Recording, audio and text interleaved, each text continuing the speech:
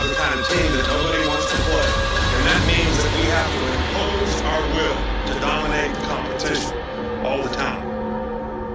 It's all about what does it take to break you.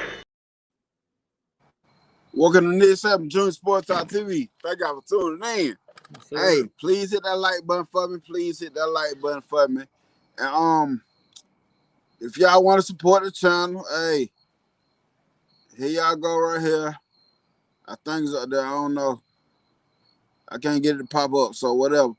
It's scrolling across man, the bottom of the screen. Man? It's scrolling across the bottom of the screen. Okay, I see it. Yeah.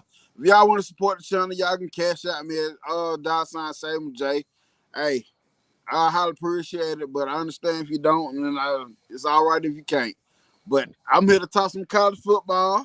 This Alabama Tailgate LANK up session. Let's do it. Before we get started, let's dive off in the chat. Jeff Stapleton.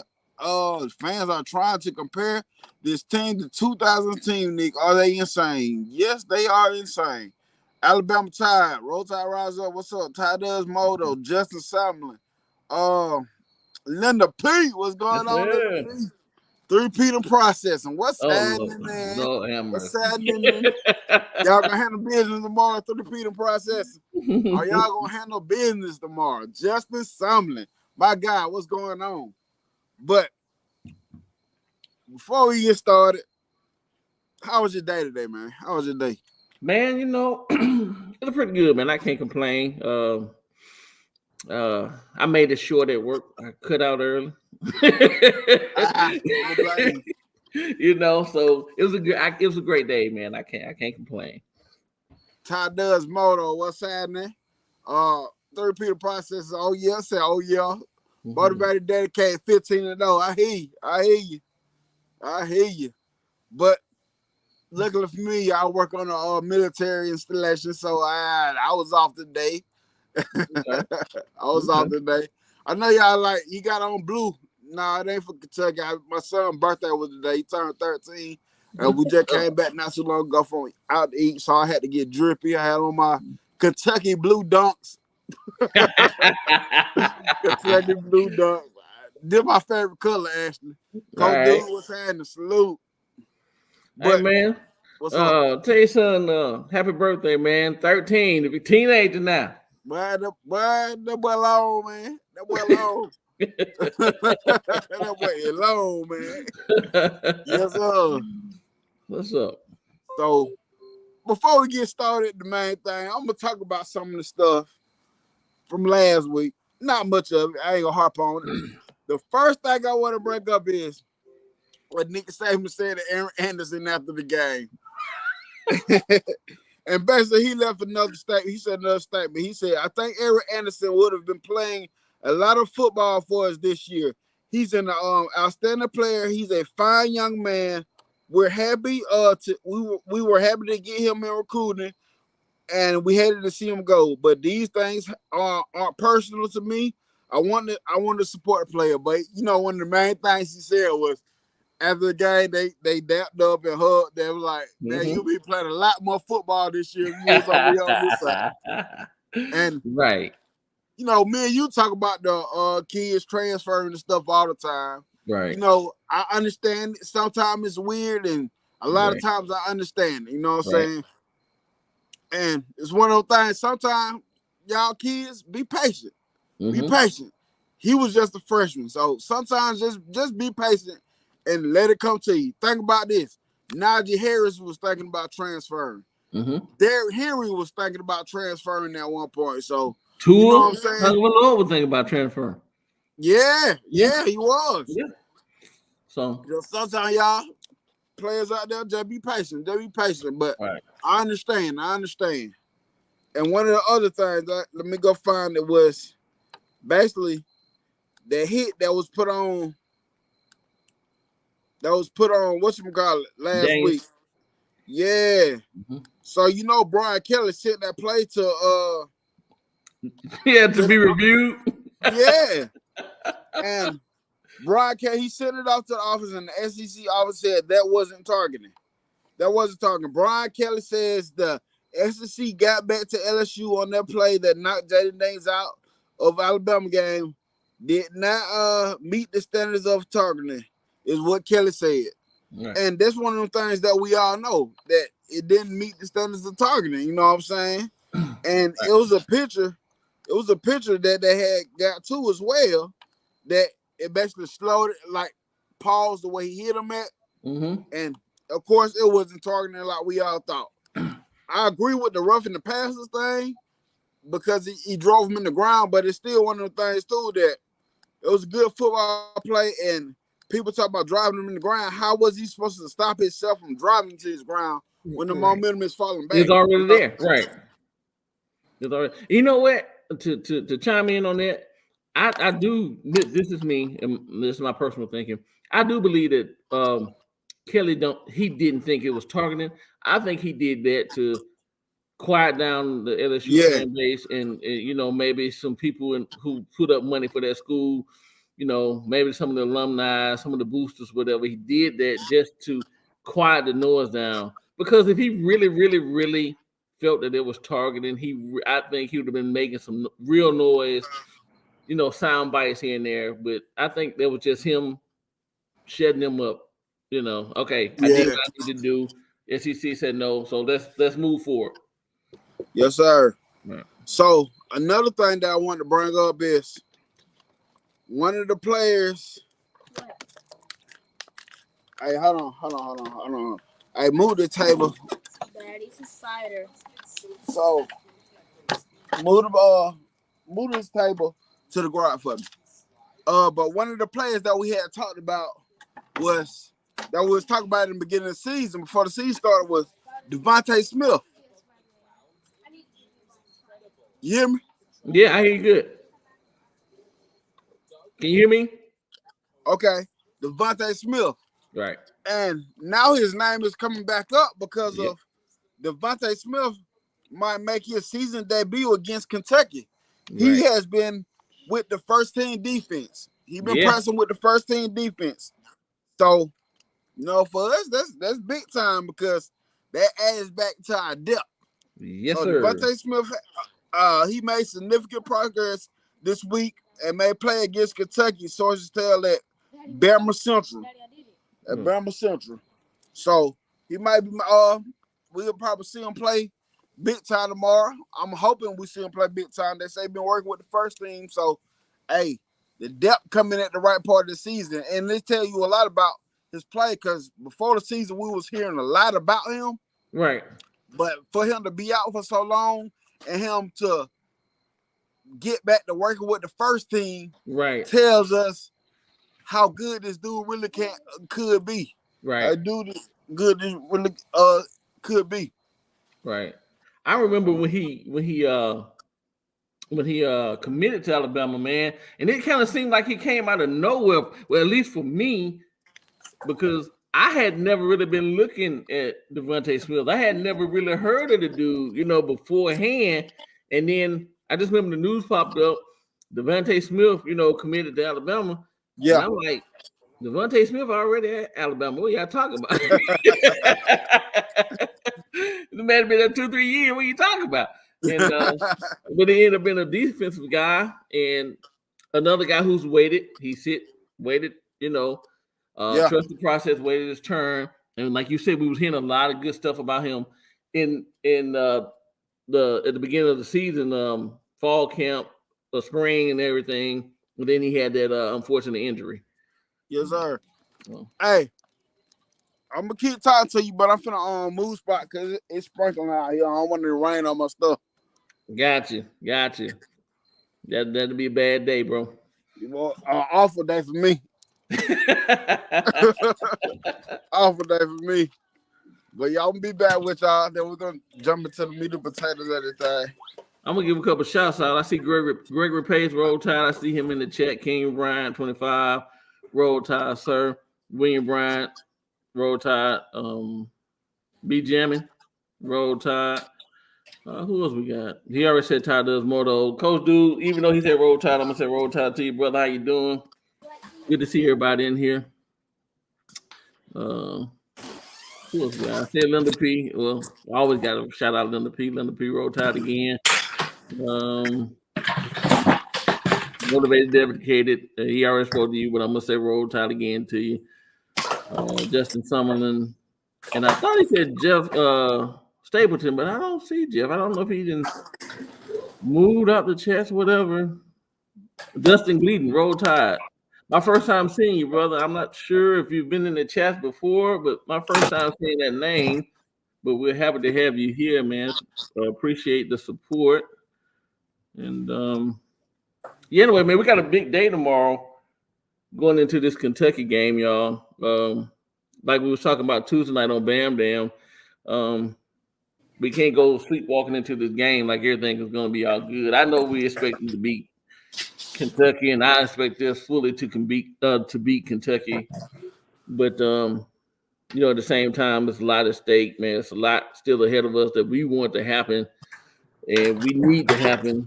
And one of the things that we need to happen is we need to beat Kentucky convincingly. You know, no last minute comebacks or anything of that nature. We need to go in and take care of these guys from start to finish, and then let the other chips fall where they may. So, yeah. Yeah, I agree. Like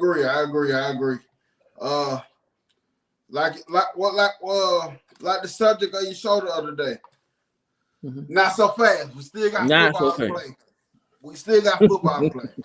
Still got football to play. Kentucky. Yes, me personally as a fan, I think we can handle it. I think we'll be all right. You know what I'm saying? Right. But that don't mean come out there relaxed.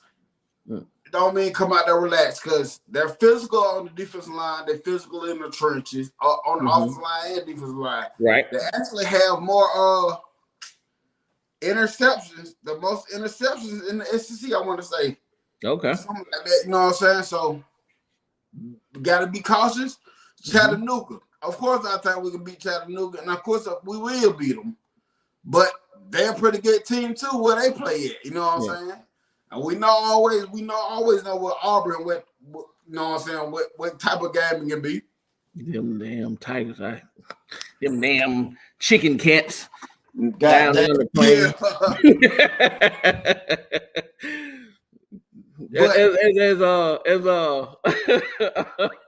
As Funny Man said, what did he? Rob Cobb. What the heck? He did a Tiger growl. And boy, that's fun. At the same time. I was like, all right. Hey, I ain't gonna lie. I like to do a show with that man. That man funny, bro. He is funny, man. I swear I'll be waiting on his content on Sunday. Man, that Sunday, I'm waiting on that drop, bro. I am waiting. I'm waiting. So, yeah, then man. When it takes so long, then he finally drop it. You be like, oh, I see why you didn't put some work behind this. You put some work into it. You know, put some work into it. I think last year, man, the one when he did, and it was like the Game of Thrones. Yeah. Yeah. Man, that was dope, bro. That was dope, man. How he had all the SEC trying to come in and help Bama get into the playoffs, even though it didn't happen. But you know, he put some thought into that one. That was a pretty good little video he did there. But let's get into these keys, man, because these keys are crucial. Yes, sir. Let's go. Let's start it off. I'm just trying to get situated still, though, while I'm still moving around. That's all good. But let's go. Let's get it. Number one key for the offense. We start with the offense. The number one key is continue to run the ball, continue to run the offense through Jalen Miro and his ability to use his feet. We seen last week, run this offense through Jalen Miro. We see what we can get. His feet, his legs are freaking tremendous. Like his best attribute, we finally used it. And I believe it was more off of what LSU was showing us on the defensive side. But moving forward, running this offense through him is going to be key for us to get into where we need to be. Right. Exactly. I agree 100%, man. You know, we saw all season with, you know, him trying to be a pocket passer or stand in the pocket or not moving when he needs to move. You know, man, several times that he could have took off running and got first downs or whatever, but he stayed in the pocket too long. Looked like he was trying to find that open receiver, whatever the case may be, overlooking certain people. That wasn't working, man. So we have to put him, in the position to run because that opens up everything else. Yes. When you're respecting his ability to run, that just it opens up everything else. That's what the whole key about a dual threat is. It's hard to defend. So right. Yep, I agree 100%. Number 2, offensive line must play very physical, as Kentucky is known to have a gritty bunch. Like I said, listen, I feel like we can take care of business, but this is not the game to slack up. This is not the game to slack up. They can be physical when they want to. The question I always have for Kentucky, what Kentucky do we get? Right. Do we get a Kentucky that is whatever we hear, or do we get a Kentucky that I wanna come play football today?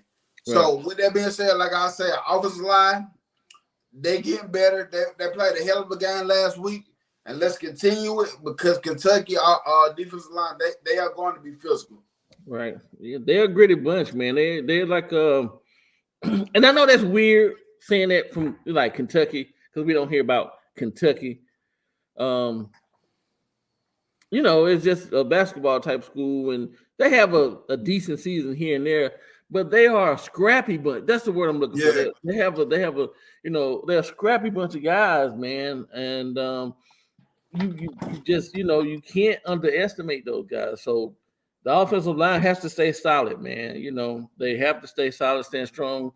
Because like you said, on the offense and defensive side of the line, Kentucky has a strong unit on both sides of the ball. So the O-line has to stand strong.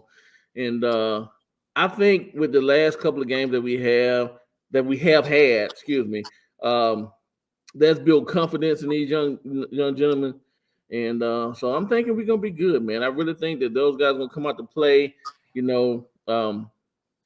We was all kind of like shaking our head about Proctor early, but we had to remember that guy. He was a freshman, straight out of high school, playing in the trenches in the SEC. So this is a young man coming in playing. I know he's Jolly Green Giant size, but he had never played that type of competition before. So he had to get his foot. He had to get his bearings about himself. He had to get his feet set. And I think he's building up confidence, and he's showing us each and every week that he's growing into being that guy we know that he can be. So I think he'll have. Listen, I'm thinking Caden probably gonna have a solid game this Saturday. That's my prediction. Yeah, like I said, I know he's doing the Tennessee game. Like I said, he getting better. Him and Elijah Pritchard they've been switching out all year. But that game, they didn't switch out. Caden Proctor played the whole game, same as last week. You know what I'm saying? He's still headed down. So I'm expecting Proctor to continue to trend upward. He getting better. Like I said, Iowa, they ain't footballing like that in Iowa. Right. I'm pretty sure they got big dudes and stuff, but they ain't footballing like that in Iowa like we do down south, man. Right. Like down south in Little League football down here, it's life. It's like religion, bro. It's you born and bred in it. Yeah, if you don't play Little League football here, you're going to hell.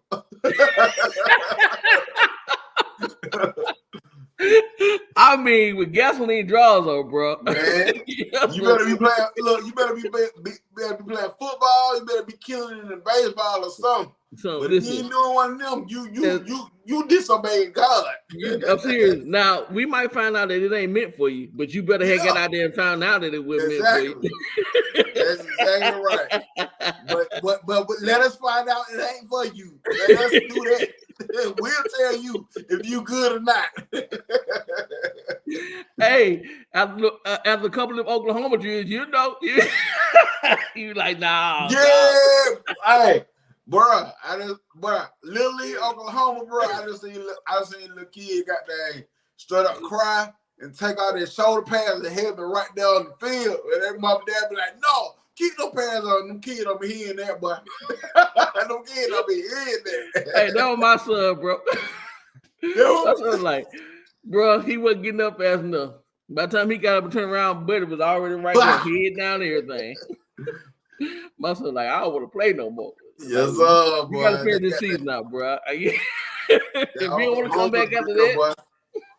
Hey, now when we got all special when we got older in middle school, bro. This 7 junior roll tide rise up. What's going on by the spring? But the how when we got in middle school, hey, boy, we used middle school, high school, we used to talk so much junk on first day of pads because we always knew somebody gonna quit. It's gonna be a bunch of y'all quit today.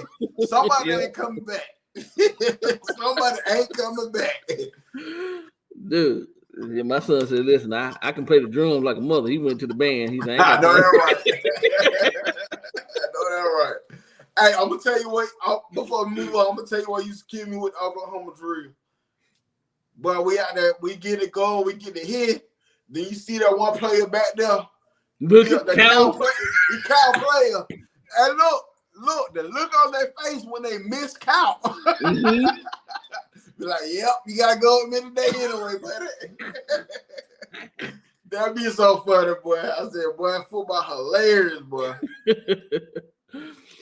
But number 3, man, attack the secondary early, but beware, you can't lead the conference in interception. Like I say, one of the things, let's attack it early, because I said this on my video. Kentucky, they don't give up the big play much, but they give up a lot of completions. Right. So this game for Jalen Miro, it might not necessarily, like last week, it might not be the big game. Now this might be a game where you might need you can work on your underneath routes. You know what I'm saying? Right. Just putting the ball in the playmaker's hand, the Isaiah Buns, the Burtons, and the Laws, and let them make plays. Let them get the yards out the catch. You know what I'm saying? Right. And this is the time for Jalen Miro to be able to hone on. Let's just make completions today. Right. Get that completion percentage up, man, and work on that. And like you said, man, get the ball in the hands of them guys and let them, get the yards at the catch and make plays that way. And it's all good, brother. If they're not giving up the long passes, the deep ball, that's quite all right. Yes, that's my thing. Yes, my thing. So, Miro, this is a game for you to sharpen another one of your tools, man. Exactly. So, number 4 is continue to use multiple backs in the rotation like last week. Keep UK on their heels. Yes, sir. Listen, I called it. I called last week about Jalen. I said Jalen Miller or Justice Hayes. One of them two. Justice Hayes didn't, but Jalen Miller got in and made some impactful runs. And this is what I said. I said, don't try to force it on him. Don't try to make them have the best game of their life. But I feel like they can get in and make some decent plays that keep the momentum going and keep drives going. And that's exactly what Jalen Miller provided for us. So for this game, let's keep it going. Let's keep the rhythm of that going. Right. And Jam kind of reminded me of like 2 years ago, Jam, when he first came in, like that little pinball, bro. I mean, he was just man, when he get it going, it's hard. It's hard to bring him down, man. Yeah, that guy's solid and just a powerful runner. So is Roydell. Powerful runners. So I agree with you, man. Get that run game going, man. Get multiple guys some touches, man. Switch it up and keep fresh legs out there. Hey, man, I liked the way last week. I love the way last week we used Roydell, man. I love the way we brought him in the game. Like, whole first half, he didn't come in up, but he came in second half, like, fresh. And was treating the rock, bro. He did exactly what we needed him to do. Exactly, so that was I don't know if that was by design. I don't know what, you know what I'm saying? Right. But that was great. That was great on Tom Reed's behalf, man. So Shout out to them for that, man. Yeah, Hey, exactly. Roydale, shout out to you too for that, man. Bro, this I'm gonna show y'all what Hueytown about, baby. Yes, sir. Hey, he was somebody big that we were talking about too when he came in, man. Right. Yeah, he was. They just show you that, man. How much talent that really comes through Alabama, man. It's a lot of dudes that we be talking about, bro. Right. A lot of them get lost in the sauce. Yeah, bro. You know They what I'm get saying? buried. Some of them, they don't perform to what we think they're gonna be. It's not because of lack of talent, it's just because so much talent is in front of them. They don't have that much opportunity. Right. So Roydale, Tom Maurice, y'all keep on rotating heavy, man. Keep doing that. Right. My number 5, get Kendrick Law in space. He is fast and is extremely dangerous if he gets open. Yeah. That's a must. Law. That's a must, bro. Yes. And it makes you wonder, like, how come we wasn't using him more often during the whole season? Yeah. I don't know if you remember me saying that. I was saying it that week too. Before that game, I said Kendrick Law is one of the guys that I think can do something. I said he might not necessarily run that back, but it's gonna be on special teams. And what happened was I said that I feel like he can put us in good field position when the kick, and he was down there one tackle away from breaking almost every daggone time, man. Right. So I caught that one too well last week, man. Right. Let's look. We need to open up this new law firm, Burton Bond and Law. Open up that new law firm. I like that, man. If you need a BBL, call Burton Bond and Law. Guaranteed success. Burton Bond and Law. Yeah, I like that, bro. Burton Bond and Law. But my number 6, overall, we need to start fast and keep the foot on the gas. Take the crowd out of it early and get the dub. Like, start fast, keep our foot on the gas, and let's eliminate them goddamn fans. Let's eliminate the fans. Right. Deflate them early, man. Let them cats off, come out there. They could cheer for the first whatever, listen, whoever get the kickoff, if Kentucky, get the ball first, right? Their fans cheer them on or whatever. But when Alabama come out there, we just shut that up right quick. I agree. Law / yeah, I agree, yeah, bro. And so with that being said, I wouldn't mind if we use him like Debo. I was talking about put him in the backfield sometime. Yes, sir. Hey, you know what I'm saying? Do yes, sir. Because Law is a playmaker, bro. He's a playmaker. He is an athlete. So get the ball in his hands and let's see what Law can do. Right. I agree. Listen, man. I agree. Sometimes you gotta you just talking about Miro and the way he do bit. Sometimes you gotta let athletes be athletes. You gotta let them be the athlete that they is. When you recruit them guys, you saw what they was doing in high school, right? Yeah. And they making work on their game here and there in certain areas, whatever their position is, their skill position is. But you saw what attracted you to that person. Yes. But sometimes you gotta let that person be that person that you saw on the field. Yeah. That you like, man, coach, you gotta come down here and see this guy. Yeah. So you gotta let that Law be, man, put him out there, let him do some stuff, man. And we have the talent. Listen, we have the talent. We have had the talent. Always. Yes. Since Coach Saban been here, we have had the rosters. Mm-hmm. And man, we just been kind of what's the word I'm using? We kind of handcuffed a little bit. Yeah. But listen, man, take them handcuffs off, let them boys do their thing, man. Switching over to the defense side, but same subject, that's why I was happy with Kevin Steele, because I knew Kevin Steele was going to provide simplicity, and let's let the athlete be the athlete. Let's let the athlete be the athlete. We ain't got to overthink this. It's football. Right. Coach Dude said it before too. And by the way, please go subscribe to Coach Dude Sports. Yes. Go subscribe to Coach Dude Sports. Please do. Please do. Go do that. Yes, sir. Like, he said it too. Sometimes coaches overcoach. They overthink it.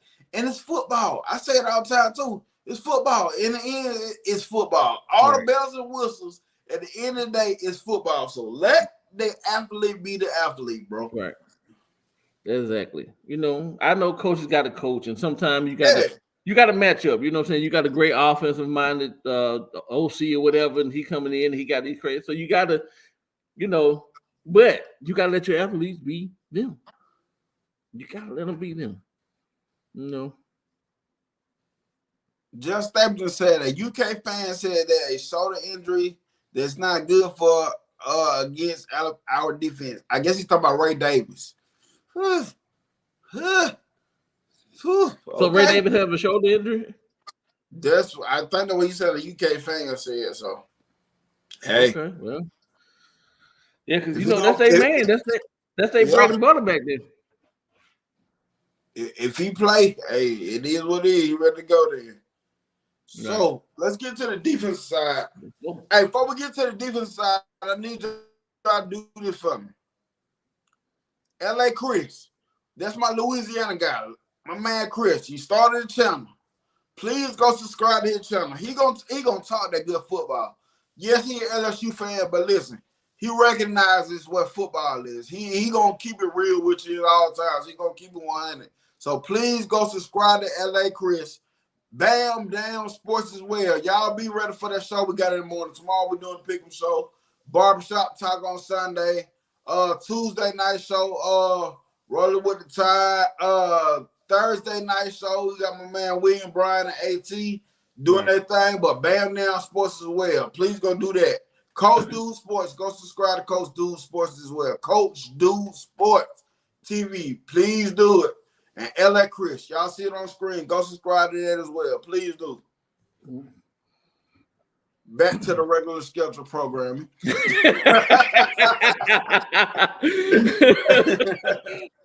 We interrupt this regular schedule programming for a commercial break, whatever. They don't even do that no more. Do they even do that on TV anymore like they used to? No, man. I don't know, man. You know what, man? Let me be real with you. I don't even really watch regular TV like that and watch unless I'm watching football or something. If it ain't football or something, I ain't watching it. I can't take, man. I don't know the last time I watched a regular show. I don't know. Man, I watch Naked and Afraid all the time. I watch that. And that's on Sunday. I watch that over the NFL now, man. I got to get back into the NFL. I just be glazing over the NFL, man. Man, listen. You see what my name said? Roll Tide Rise Up. I ain't nothing really to rise up on the Falcon side. So I don't even watch the NFL, dude. I don't even. Man, we got Baker Mayfield. I was trying to be hyping about it at first. Baker Mayfield, he played tough, but he ain't gonna get me what I want to see. But you know, as a Buccaneers fan, it's kind of going back to what we've been doing anyway. So it's like, whatever. We done benched Ritter for Heineke. Yeah. I ain't know why they went that high on Ritter in the first. I ain't talking about no dang on Atlanta Falcons. I'm talking about no. Now you get mad just thinking about it. I'll get back talking about some Tide football. At least the Tide, I know it's always a chance for us to make something. Always a chance, baby. Atlanta is whatever. If they win, I'm happy. If they lose, I ain't putting no emotions in it. So. Exactly. Oh snap! Let me find my other one. I was on the offensive one still. Okay, here I go. So, keys to defense. My first key is Coach Dude said, "Try being a Browns fan." That's funny. Oh snap! Hey, we ain't far from it, bro. Yeah, I mean, we got neck and neck. I ain't gonna lie to you. First key is slow down Ray Davis. he is the most dynamic running back that we'll see. I think he's gonna be the best running back that we'll see. Just pure running back, just pure running back, pure talent on his team.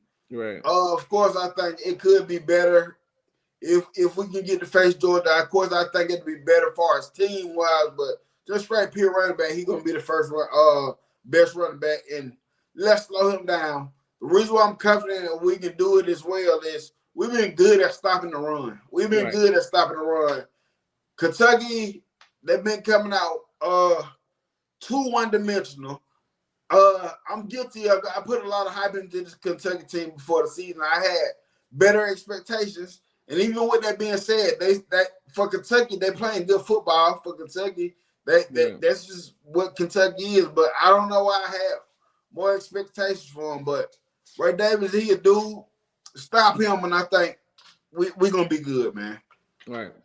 Oh yeah, of course. And if any, like the Chats is saying, he may have a shoulder injury. So even if he does come out there, he's not going to be, he's going to be somewhat limited if he is, if he does have a shoulder injury. So there's that on that, and we're going to be. I'm not worried about the defense side. I'm totally confident in the defense side. They're going to do what they need to do. So, and like you said, that's one-dimensional. Ray Davis. Yeah. Leary is he's Leary. You Leary? Yeah, he Leary. I'm Leary. So, but number two, key for the defense: get off the field on third down and keep the pressure on Kentucky's passing game. Like I said, start the run game. If they can't run the ball, they're gonna be forced to pass. Mm-hmm. And I listen. Kentucky got some dudes on the outside. Don't get me wrong; they got dudes on the outside, but they ain't really able to distribute it to him like that. Like I thought he was gonna do more of this year. I said he wasn't the best quarterback in the ACC last year, but I thought he was a good veteran type quarterback to come to a team like Kentucky. That's why I thought he would have provided a little bit more for him, but he turning out to be Leary. But they got playmakers at the wide receiver position. Don't get me wrong, but I think they're a non-factor. I love what Kool-Aid is doing. I love what Arnold is doing. I love what Malachi Moore is doing. I love what our guys are doing in that secondary. So I don't feel like that's going to be too much of a threat, but if like I said, they can't run the ball, and we stopping them with just our regular front seven or whatever, and our safeties are not having to come up and play in the box and help out with the run game, it's gonna be a long day for Kentucky's pass game as well. Right, I agree. So my number 3 point is win the battle in the trenches. UK has a very good, very physical offensive line. Our defensive line will be tested. Like I said, that's where Eric Wolford come from. Right. The offensive line, for some reason they always got a good offensive line, man. They do seem to have a great line. Right. Yeah. They have a solid line all the time. And like I said, about the defense I'm not worried about it because after the Texas game, we have seen a different defensive line. We've been getting pressure. And we continuously get pressure. My man, just the boy be shy. You just the boy. Dog. He's eating this year, bro. That boy came in eating, bro. Listen, that just showed you once that man got healthy, once that man, got over the injury and he's 100%, what he can do, man. And if we would have had him last year, I think that we would have. There's a couple of games that we would have won that we lost. I say that. Yeah, facts. Mm-hmm. I was just reading that comment. But I was reading that about the poster. Yeah, but I was saying last season before he got hurt, he was playing good football. And I was like, if he can come back and be healthy, I think he can be that veteran presence that we need on the defense, be that leader that we need on that defensive front. And he being exactly everything that I thought he could be, man. So shout out to that guy for that, man. Yeah, because a lot of times those guys go out on the injury, man, and they sometimes they don't come back. And I'm not talking about physical. I'm talking about mental. A lot of times when they get that injury, mentally that plays on their mind, and they're not trying to get hurt again. So yeah, that's what I'm talking. Yeah, Devin I agree. had time to throw a couple of picks coming. I agree, Jeff Stapleton. So Tim Keenan. Jaheim Otis, he ain't popped off all the way like I wanted him to pop off this year, but he ain't playing bad also. So no, he's not. He's not. Yeah, he's still doing his job. He's still doing his job. Listen, man. Listen.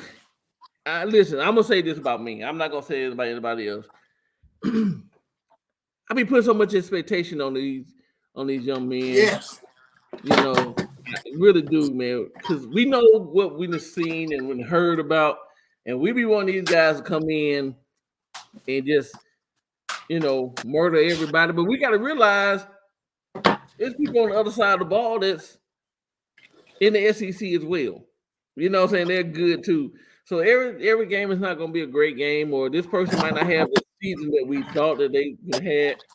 But by no means have Otis had a lackluster year. I mean, it's a solid year. We just wanted him to, do more. And that's just coming from me as a selfish fan. Yeah. And I think what you all talking about it, like we criticize them so much, like for stuff that they do. It was you, like if they don't do this, we say they need to do this. Then they start doing that. Then you should have did this. What we say, like we go so hard on these players, like damn, like dude, I can't win for losing. Yeah, like even with my son, I had to come to a realization with my son. Like I'm looking at him in the play and the stuff. I'm like, damn, you should be back there every time. Then I had to pause myself. I'm like, damn, when you played, you went back there every time, and it wasn't because you weren't trying. Right, you were trying to get back there every time, but you know what I'm saying. You just didn't get back there every time. Right. Eric D, what's going on, man? What's going on, man? I seen you the other night too. What's going on?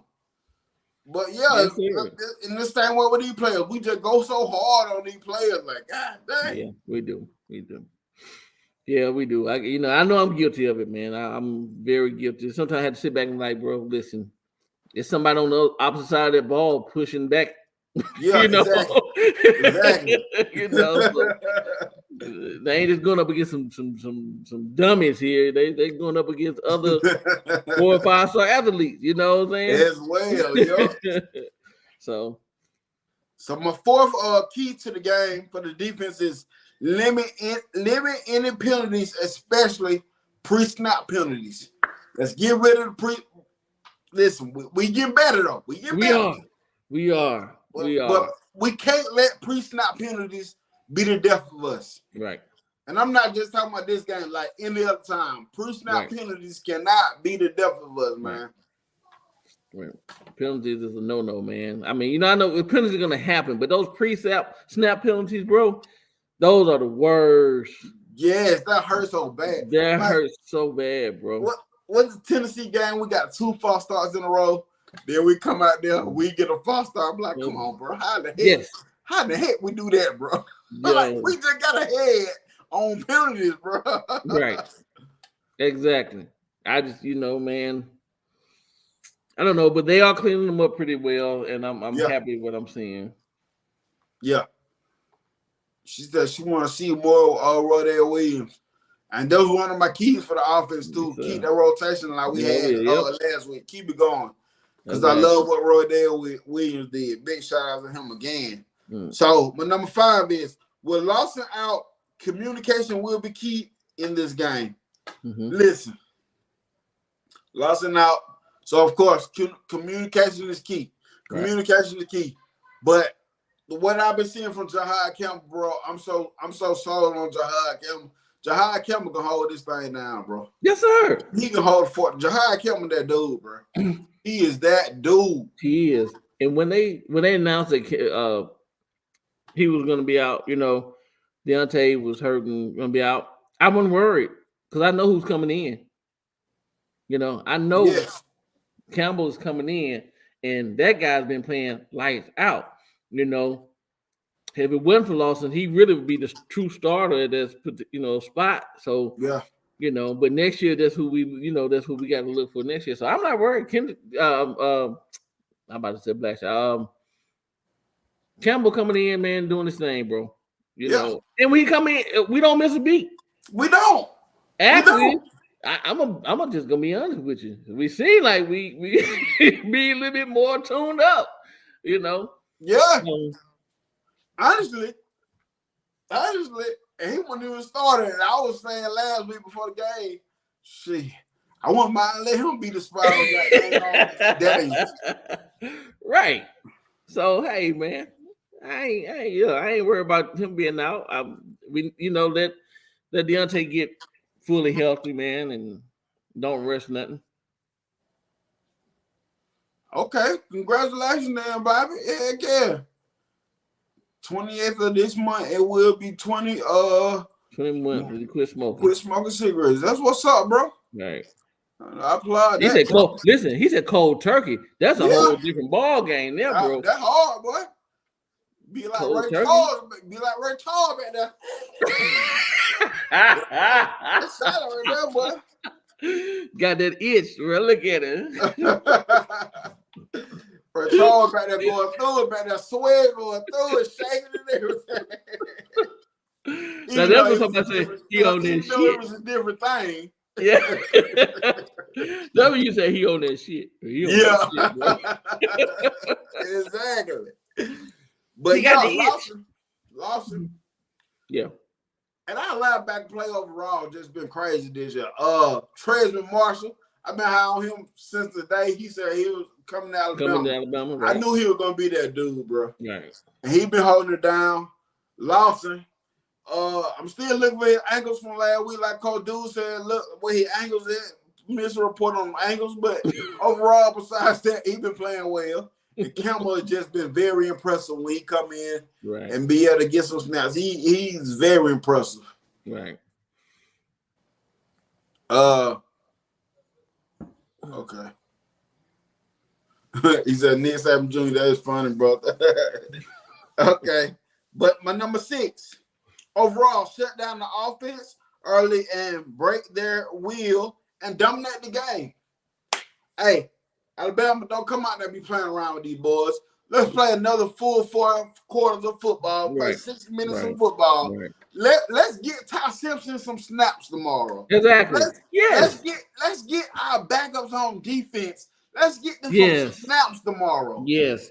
It should start on this game and roll into the Chattanooga game. We should see Ty Simpson on the field tomorrow. Yes. There should be no reason that we don't see Ty Simpson come out there and get him the reps in and show us what we got, to look forward to. Yes. And the rest of the backups. Yes. So I wouldn't mind seeing some Richard Young. Yeah. Oh, yes, sir. Yes, sir. Yeah, let's get these dudes out here. Let's see some early little juniors. Well, let's open this thing up tomorrow. Some Keon Keeley. Get Keon Keeley out there, man. Young Zay Pierre, get those guys out there, man. Miles McVay and McElderry, get those guys out there. Yes, sir. Let's get them boys some snaps tomorrow, man. Quit playing with them in this thing quick for them, man. In this thing quick. But you know I always like to look into them other football games. But one thing I want to talk about before we go there is Jim Harbaugh. Looking like they finna face a penalty, bro. Look like Jim Harbaugh finna get a suspension. But here's a trick. Here's the tricky part about that whole thing. He just can't coach on Saturdays. Yeah, he can coach during the week. So you can still prep them guys during the week. And then Saturday, the assistant, OC or whoever gonna call the game. So really, what are they doing? Shit, Jim Harbaugh probably in some headset somewhere talking to them. They don't know. they don't be knowing. Right, he called the plays on the headset. Until somebody on the staff get mad and tell you. You know he would call the play from the headset. But, I mean, you know what I'm saying? But Monday through Friday, he's on the field with the guys and they're coaching. He's coaching them up. And then they put the game plan together. He just not going to physically be on the field come Saturday. So, this is what Spencer said. This is our good friend, my big brother Spencer's word. He said that's like telling the pimp that he can't. I gotta find it. I would have read it verbatim, word by word, what Spencer said. All right, Spencer said it's like telling the pimp you can't work with your hoes all week, but you cannot be around them on the corner on Saturday. Yeah, exactly. Ain't gonna be but B, you know what you better have when I come back to see you again. You know what the game plan is. Exactly. So when I come see you Sunday morning, you know what I need. Exactly. Quit playing with me, buddy. You better have my money. Oh boy. I'm trying to get the goddamn the games. Yeah. I got them up. But hey, speaking of game, listen, this is the early game and this is the road game. And you know Alabama would kind of sleep on them early games. Man. Yeah, man. You got to realize in Lexington, that's Central Time, so it's going to be 11 o'clock their time. So guys, what time is it? It's 7:22 in Central Time. I'm in Eastern Time. Y'all need to be in the bed in about 30 minutes. Yeah, sir. Facts. I need y'all in the bed in about 30 minutes. Get your rest, get up, get some food in you, and yeah, be ready. You know, be ready. So, but we got football coming this weekend. A lot of good games. Yeah. A lot of good games. I got a question to ask you. What's up? This week's game, played last night. Louisville barely got past Virginia, bro. And they squeaked past. Dude, I mean, I was looking, me and you were talking, and then I got the phone. It was 14-0. And Virginia scored two back. One was an interception and run back. They went down, they scored, then they got an interception that like the very next play ran it back. And I'm like, okay. I turned to something else. I turned back. I'm like, they fighting. I mean, it's like a fight. Yeah. And you know, Virginia's not ranked. Virginia's not a good team. And I don't know if Louisville went in because you know they playing some good ball this year. And they're looking ahead at the schedule ahead and didn't think about it. They were at home too. They were in Louisville. They wasn't in Virginia. They were in Louisville. So I don't know if they, was looking ahead, one thinking about, like, oh man, this is Virginia. We're gonna go in here and roll over these guys. No problem, whatever. Alabama, don't get that. Don't undercut. Don't think that just because. Go back to a comment Ken Brown left. He was like, I ain't trolling, but it could be a trap game for Alabama. Right. Yes, I feel like they can take care of business, but it's all on their mindset too. Don't come in with, like Raza saying, don't come in here with that mind. Don't go there with that mindset early. You better come ready to play. When you wake up, drink your 5-hour energy drink. Yeah. Don't beat your meat and goddamn get you a good breakfast and come play football. Leave it alone. Oh. Leave it alone and come play football now. Like a Red Bull or something. I don't need you to be out there lazy energy depleted. What you doing, son? Come on. Oh my God. For real.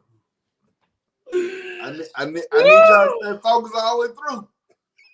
Look, our fate for the playoffs are already in somebody else's hands right now. So I need y'all at full attention, bro. Man, B. Jefferson, it's hard to catch the ball with him. Hard to catch the ball with Henry Jones. I know, right?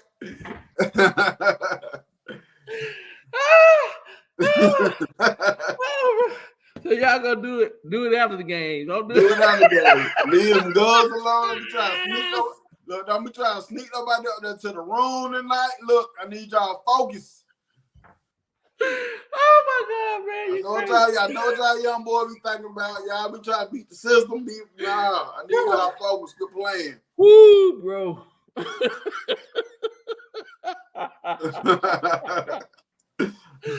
Oh man. All right. Just Stapleton said no trap game. The players know what's up. SEC. And you know what? That's what I like about this team. To be real with you, I think they know what's up, man. I feel like they locked in. I think they know what's up. So I don't think they'll do nothing to try to risk it or whatever. Right. So, but yeah, we got some good games tomorrow. I mean, a lot of good games, a lot of implications, a lot of could be turmoil, you know. But I'm gonna start off with, and this game don't have any implications either or. You got Texas Tech at Kansas, you know, it's a noon game, and Kansas is sitting at 19, so I'm figuring Kansas is gonna win this game. You know, I know. Go ahead. You know. Go ahead. Give it Kansas. up. Let's go, Jonathan Wallace. Not Kansas, but Jonathan Wallace. Coach the hell out of the running backs tomorrow. So I'm rocking with Kansas, man. I'm rocking with Kansas on this, man. I fully think that Kansas is gonna come in and take care of business, no problem whatsoever versus Texas Tech. We just talked about the Alabama-Kentucky game. We got another noon game tomorrow, which a lot of eyes are going to be on, and that's Michigan at Penn State. Oh, now I know how you feel about Penn State. Yeah, it's Penn State. It's Penn State, man. But Penn State sits at number 9, right behind Alabama. Yep. Alabama sits at 8, Penn State sits at 9. Michigan go to Penn State. But what I will say, this is Michigan's really first true opponent. Michigan had 3 out of conference games. You're right. 3 cupcake games, if you will. Alabama had 3 cupcake games. We had USF, we had Middle Tennessee, and then we still have Chattanooga. Michigan played 3 unranked. 3 out of conference teams. Everybody else they played have been big teams. They just happen to be, Rutgers and Indiana, Nebraska, people like that who are really no good. This is going to be the first game that they play that they're playing a potential team that can potentially beat them going into that team's house. Now, I'm pretty sure the crowd is going to be very, very, very loud tomorrow at Penn State. I think those fans are going to, I don't know if they're going to white out or not, but, those fans are going to, give Michigan hell as far as noise go. I know you think it's just Michigan, but I'm hoping, personally, I'm hoping Penn State reach deep down in the soul of whoever, whatever what's that old coach that used to be Paterno? What's that man that used to work? Yeah, Joe Paterno. I know, he got some stuff on his name, but reach down and grab some old souls and win this game, bro. I ain't lying. I'm just gonna be honest with you. That's me. Will they pull it out? I don't know. I think Michigan may be a 5-point, have a 5-point. Yeah. So I'm not sure, but it can go either way. What do you think? I hope. It's Penn State. I hope Penn State can do what they do. I hope James Franklin can coach these boys to success. If they said they got good quarterbacks, I hope that they be great tomorrow. I hope Penn State reaches into the souls of Coach Dusky and gets into those young men's butt like he did. I hope that Penn State wins it. But what I really think about Penn State, I think they're the third wheel to Michigan and Ohio State. They've been the third wheel forever, bro. They've been like that third wheel in the Big Ten. It's Ohio State, it's Michigan. Oh yeah, and it's Penn State. You know, then the other team you forget even in the Big Ten. But tomorrow, maybe they felt disrespected long enough. Yeah, and really I do. They said gotta have faith, brothers. Listen, sometimes with these teams, bro, you have all the faith in some of these other teams in the world, but faith don't even get them what we want. What I want is Penn State to win, but I don't know if Penn State pull out. But I'm going with what you said though.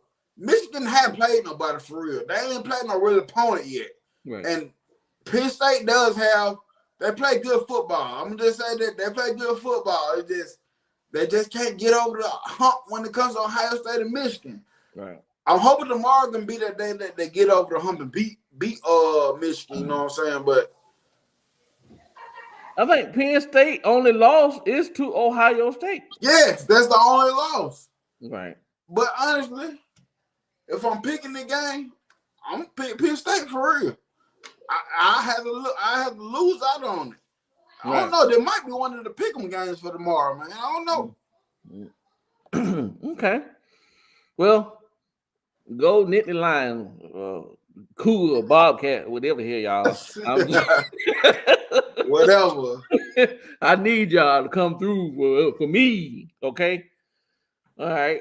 Now I'm gonna skip down to, which is not a lot of implication on this game. It really don't matter who win or lose this game, but I'm picking this game because of who's in it. And that's Arizona going into Colorado. Yeah. Arizona's sitting at 23, so they are ranked inside the top 25. You know, and Colorado is not ranked. Not a hoopla going on over there. Fired the OC, and they still came out and, you know, not looking good or whatever the case may be. So I really don't know. I'm thinking Arizona gonna win. I don't know. What do you think about this game? I told my homeboy at work, cause we do a pick'em show too as well, and I'm going with Arizona because Arizona they ain't no threat or nothing, but they play good football. They play Washington tough. They play other teams tough in the conference, and Colorado going through some things right now, bro. They're going through some things right now. Like, they came out with the hype at first, but the hype they the OC and it didn't get better. It was the offensive. It's the offensive line anyway. Right. They ain't really got no defense worth a daggone. You know what I'm saying? Right. I'm just going Arizona. Oh, I'm gonna tell you something I seen about Arizona today too. They said I seen it today on Instagram that I don't know how true it is. They said they might be thinking about forfeiting all the Arizona sports because they're like so much money in debt, like 23 million or something like that. I gotta look into it. I just glanced over and seen it. I'm like, I don't know how true it is. I got glanced over. I just glanced it and seen it, but I'm a little deeper into it when I get off here. And I'm like, God dang, that. Do you know what that does? Like, that's a setback because if you really plan on canceling all your sports programs because of that, like, think about what that does to recruit now. That's gonna kill recruiting. That's gonna kill recruiting, bro. Yeah. That's gonna really kill recruiting. And I know they'll probably get the best athletes, but still. Yeah, exactly.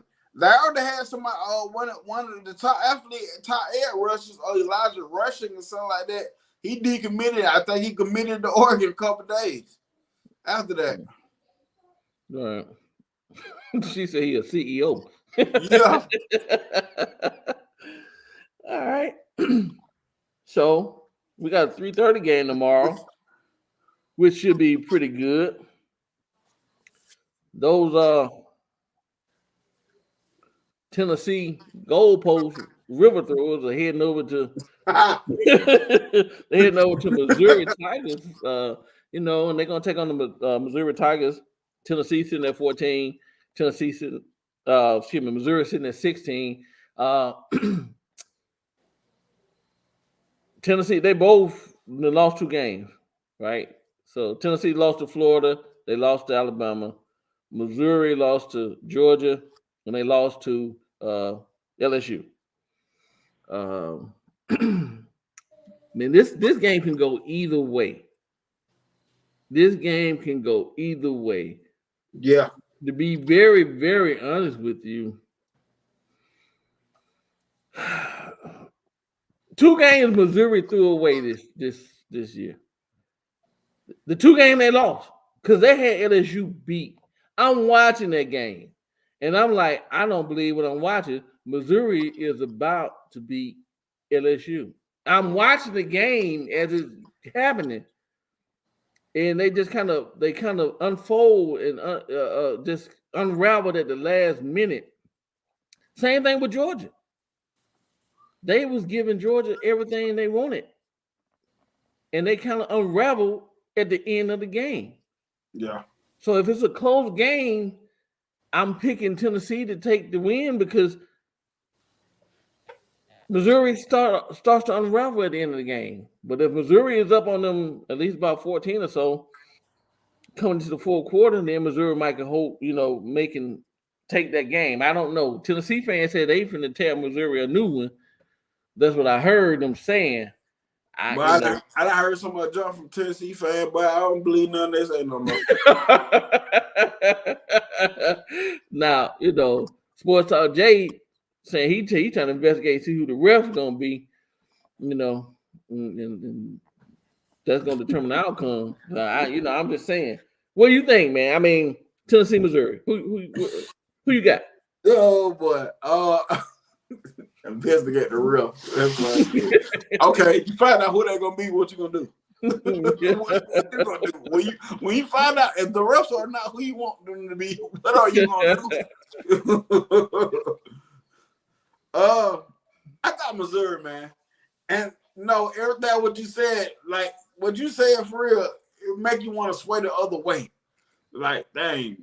Can Missouri hold out the whole game? What are they gonna do to stop their stuff from getting over that hump? Right. But I think I think that they have a better offense. They do. You know what I'm saying? Than Tennessee. Right. But I agree. It's a hard one to pick, honestly. It is, but man. I'm going Missouri. Okay. And you know what? For real, I realized that. Yes, you know what I'm saying? He ain't got the players. And that factors in the why I'm picking Arizona, of course. They ain't got the O-line, they ain't got the dog. And yes, he's a whole lot better than what they did last season. So, right. You know what I'm saying? So kudos to them. He ain't got all the luggage yet, man. He bringing luggage, but there's still something on the way. And that boy Jordan Seaton from IMG Academy, that boy going down there looking at goddamn Colorado too. Right. Taking official visits down there too. So, but I got Missouri though, man. I'm going Missouri on this one. Okay. I'm leaning Missouri, but like I said, it just depends on if they neck and neck in the fourth quarter. We'll see. Okay, the next game got a lot of implications. You got Utah going into Washington. Utah sitting at 13. We know Washington sits at 5. So, Washington won a lot of games by barely. Barely. Utah just came off of a good whipping from Oregon. I mean, they beat them pretty good. So Utah is looking, in my mind, to revenge that loss or avenge that loss. And we're like, you know what? We got a point to prove. Utah's a tough. That's another gritty, grimy team. They're very gritty and grimy. Ain't nothing pretty about Utah. Nah. It's nothing pretty about those guys. But people got to realize that all season they've been playing with backups. They've been playing with and winning with Back backups. up. So Yep. now Washington is a high scoring team and they don't play no defense. And Utah is going into Washington. Yep. So, that's going to be a factor for Washington. But I'm hoping them Utes and Hey, they be like, listen, we got whooped last week, but not this week. We slapping somebody. hey, I've been big on Washington all year, bro. Yeah. I like Michael Penix Jr. I do was too. big on him coming into the season before the season got started. I was big on Washington before they got me started. But now, I don't give a damn about these teams no more. Y'all lose. Do whatever y'all need to do to lose. Like, let's go Utes. Let's go Utes. If I can go to the store, run to the store and buy a Utah Utes thing, well, let's go.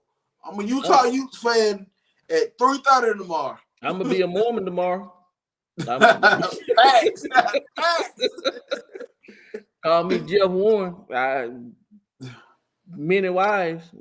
I'm gonna be a youth tomorrow, bro. Not facts. I am gonna be a youth. Hey, but hey, there's the thing about Utah, man. They got that upset factor about them. They do. They got that upset factor about them.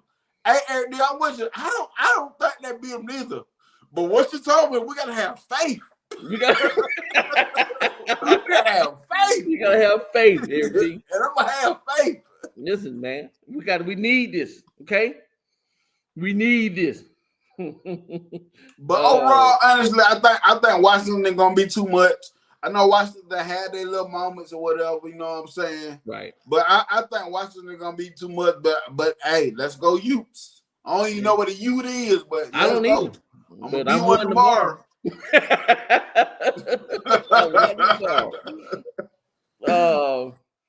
Then we got Miami going into Classic. State, going to Tallahassee. Classic. Bro, listen. I don't think it's no way possible that Miami nowhere come close to even being close in this game, bro. I'm just sorry. Listen. Florida State with the tandem boys up, down, round, sideways. Bro, I'm sorry. Listen, off subject, but they got that on Central High School band rocking right now. I hit them from the house right now, bro. They in the playoffs right now. That band rocking right now. I hear it loud and clear too, boy. But the Hurricanes have been a hurricane for a long time. I call them the Miami Tropical Depression. Because what they've been doing has been depressing. It's a rival game. The history can show you that this game could be a close thing, you know what I'm saying? But I kind of throw all that out the window. I think Florida State on a whole nother level. It'd be nice. It'd be nice for Van Dyke to come through and pull it out because he had an awful game last week. So, bro, let us be a bounce back game. But if it do be a bounce back game, I still don't think it's enough to beat Florida State. I still feel like they're gonna be all night, and it ain't gonna. Mario Cristobal ain't pulling this one out, bro. I'm sorry, I just don't see it happening at all. No way possible. You know, if it mess around to happen, I would be totally shocked, bro. I'll be ecstatic, but I'll be like, dude, I don't know what happened. Maybe them boys did what you told Alabama not to do. I know, right? Maybe they had the Jergens lotion. I don't know. I just don't, bro. No, I don't see it happening. Okay. Oh boy. Yeah, I don't see it happening either, man. All right, I'm skipping games that really don't matter. Yeah. You know, we got number 10. Ole Miss Land Shark Lane Train on the track headed to UGA, Athens, Georgia. full steam ahead, coming to silence these Georgia Bulldogs. Listen, Lane said, listen, when he when he faced Nick Saban in Alabama, he's wound up. He's a bunch of tension, and he's very wound up. He said he's not wound up going into this game. You know, he's relaxed. He's he just had ease about this game. Yeah. Now we can look at it two different ways. We can look at it as him as being confident that he's like, okay, I'm here, I'm ready. You know, I know what we got, and I know what we can do. Or you can look at him like, we gonna lose, so I ain't no use to getting ain't no use to getting wound up in the first place.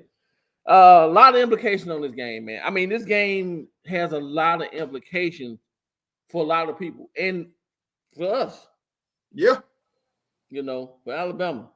You know, Lane Kiffin is a hell of a offensive mind. Yep. Great game plan. He just gets in his own way a lot of times. Yes. By silly things he do. Man, kick the ball on fourth down, especially if you're in your side of the field. If you're on your side of the field, you know, I can't. The words are escaping me, but if you fourth and don't go for it, bro. Play the position, play field position, punt the ball. You know, try to get Georgia in bad field position, and take it from there.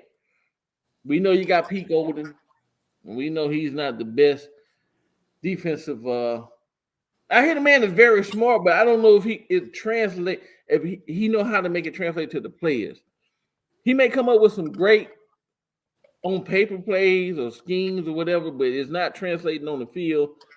And I'm not sure what it is. I don't really care what it is, as long as he ain't at Bama no more. Yeah. I'm happy. But they can put up. They struggled last week against A&M. You know, it was a close game between Ole Miss and A&M last week. But we know Ole Miss can put up. I mean, they are one of the scoring teams. They are a high scoring team. So they're going into Athens. I don't know. You know, there's some buzz about Bowers playing. Listen, Georgia, I wouldn't play that man. Man, don't do that to that guy. Don't do that to that man. And I'm not saying that because I want Tennessee to beat, not Tennessee, but Ole Miss to beat y'all. I'm saying that because, man, that guy got to plant and cut and do all that type of stuff. Let him heal, man. Let that man heal, man. That wouldn't be fair to him to put him out there in that situation. Give him another week or two and let him get himself fully back. Because that's asking. If Frank, that's a big dude. He's a big guy. That's a lot of weight that he had to plant and turn on a dime. That's asking a lot. So, but I don't know. What do you think about this game, bro? Okay, what I think about this game. Well, they say if Ole Miss can press the quarterback, they have a chance. That's one of my things about. I brought this game down as Carson Beck versus Pete Golden. Pete Golden actually dials up the blitz pretty well. Yeah. But like I said, I think Carson Beck, he sit back watching at home. He sit back watching game tape, which way these blitzes coming, how they coming, what they look like when they finna blitz. So for Pete Golden, he gonna have to switch up his blitz packages. He gonna have to switch up his blitz packages. Get Carson Beck rattled, get him uncomfortable, have him undecisive of where he needs to go with the ball. We seen Missouri dialed up last week against them. Right. Georgia was smart. What do we talk about all the time when we kept getting pressure from Proctor side? What we said we need to do with the offense? Go to the screen. Bubble screens and yep. Missouri, Georgia did that last week. Yeah. When Missouri was trying to get up, they went to the bubble screen, tunnel screens. They let the bait in. They took the bait, fell into the trap, put the balls in the playmaker hands. They make plays. So if it goes to that game, Ole Miss is gonna have to win the one-on-one battles on the outside. Can they stop the playmakers from making plays? Because if they can do that, okay, Ole Miss gets more possessions for the offense. You get Jackson North on the field to give them more of a chance. If not, if they have a struggle with that, it's gonna be a long day. The other point I looked at is can perimeter play. Georgia struggle with perimeter play. Look at the Auburn game. The reason why Auburn kept it so close is not because they have elite quarterbacks. It's because Peyton Thorne and Robert Asher was hitting that perimeter. Right. Georgia could not get leverage on them. Missouri did it some last week as well, but that's what they struggle at on the perimeter. That's Lane Kiffin's bread and butter. Getting to the outside. Getting them playmakers involved in the outside. Watkins and Wade, them boys going to go ham on the perimeter tomorrow. Can he get Quayshawn Jenkins in the run game? And I'm not saying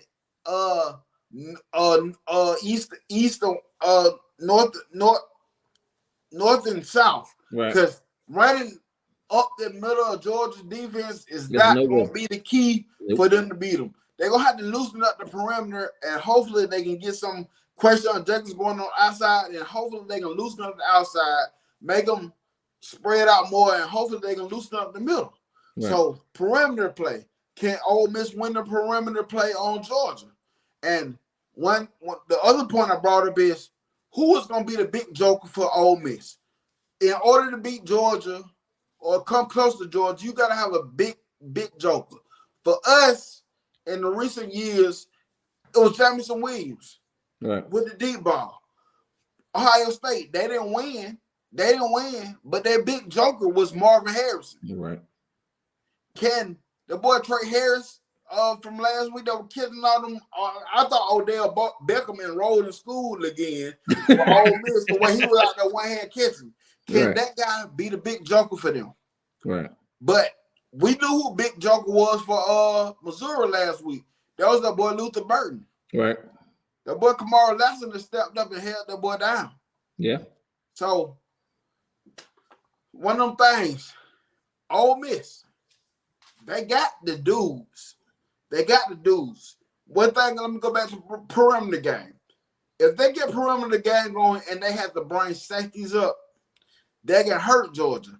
Because they might be able to stop the perimeter game with bringing the safeties up. But Pete Golden is so smart that when he see that safety come up, guess what he going to do? He going to throw it past where that safety coming up at. He sees what's going on during the game. He good at offense in-game adjustments. So, Pete Golden, not Pete Golden, but Lane Kiffin, they got what it takes. But in the end, honestly, I think Georgia is just going to be Georgia, and I think they're going to roll in. They're going to roll in the end. I don't trust Pete Golden offense. I don't trust Pete Golden defense enough. That's my biggest question. Yep. Can they hold that Georgia defense offense enough? Right. You know what I'm saying?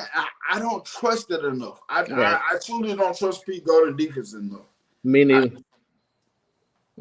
I'm with you 100%, bro. We right here on that one, bro. I don't see Pete Golden. I don't see it happening. For Lane Kiffin, I know you got that. I don't care too. I'm reckless, but don't put yourself out this game early by going for it, man. Right. I'm telling you, Florida did it to themselves. Florida's gonna lose anyway, in my opinion.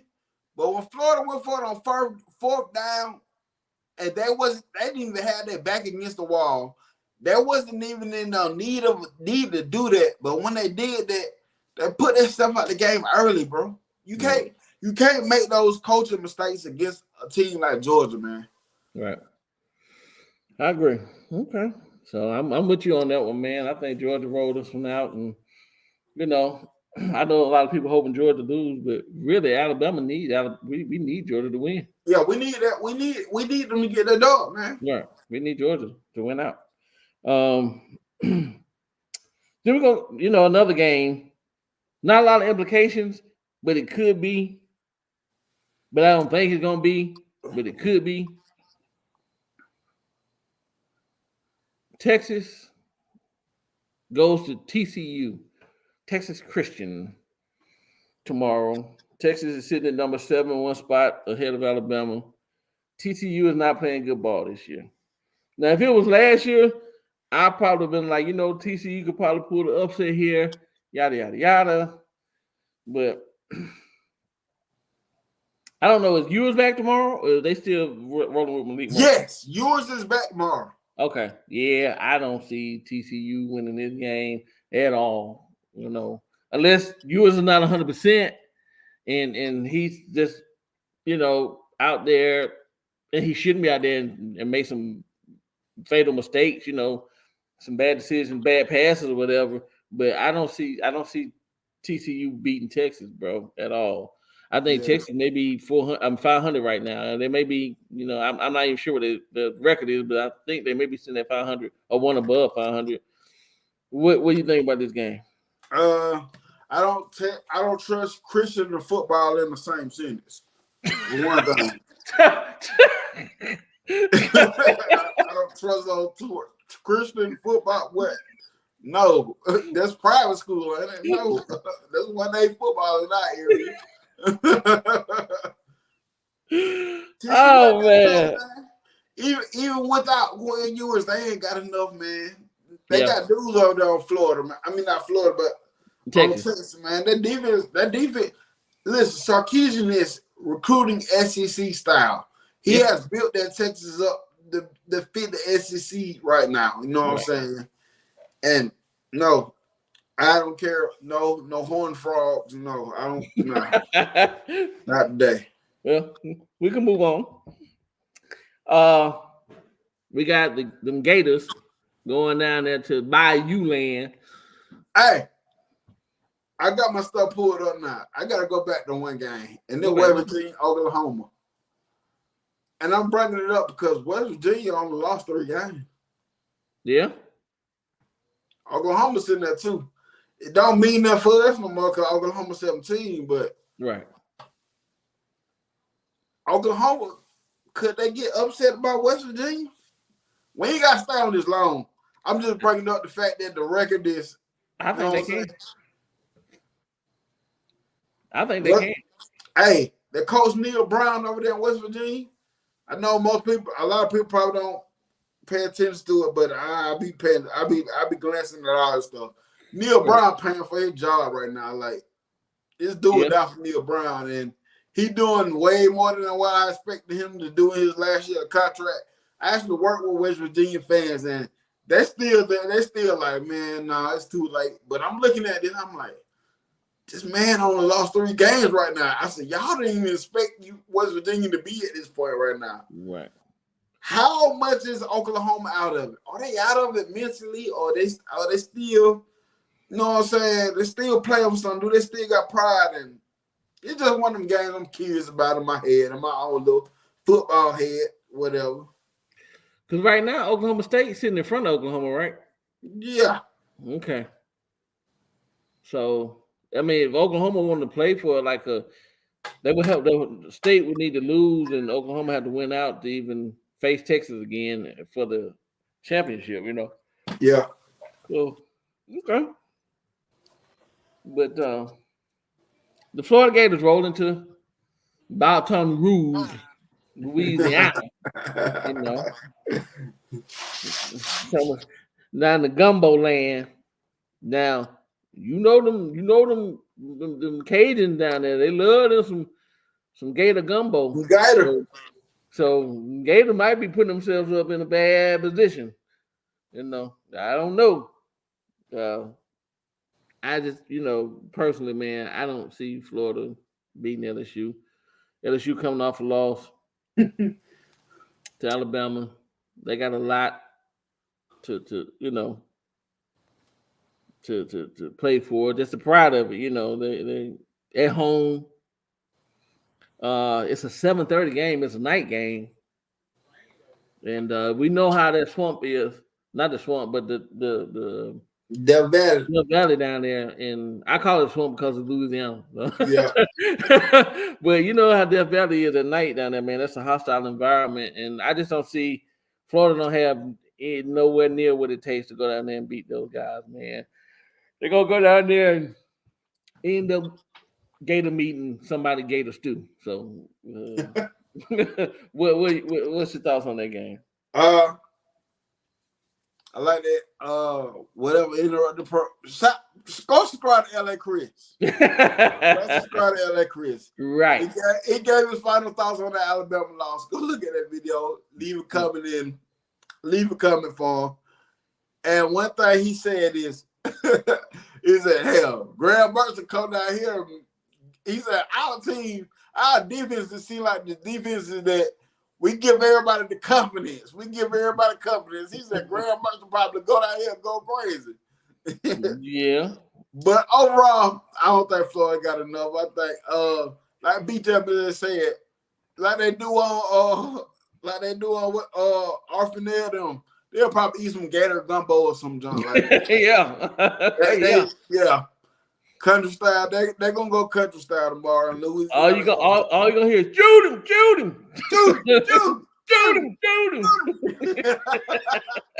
I watch small people too. It sounds like you watch too. Exactly. But yeah, I don't think Florida got enough for him, man. All right. We got a couple more just run through. We'll be done. This is another game that don't really mean nothing, and I don't see nothing happening. Michigan State's got to go to Ohio State.